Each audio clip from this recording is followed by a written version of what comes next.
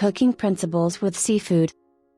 Fish and other seafood items allow for such fun because most of them are fibrous and they will accept almost any flavor. There are a few cooking principles to remember with seafood, such as, juices and fruit go very well because the meat will receive citrus and other acids. Strong flavors like pepper and clove can be overpowering, so use with care. Fish can be combined with vegetables quite well, especially if you're using the grill.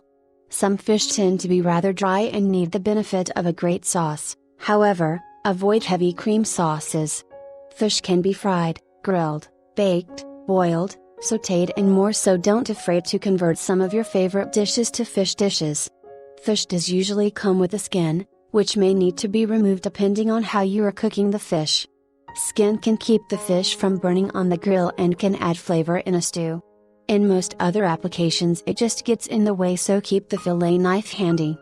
Fish is a very healthy meat, so over the next few days alongside my diet posts I'll be working on some great fish recipes, including my lemon pepper salmon, my spicy oysters on the half shell, my New England clam bake, southern style, and my spicy tilapia.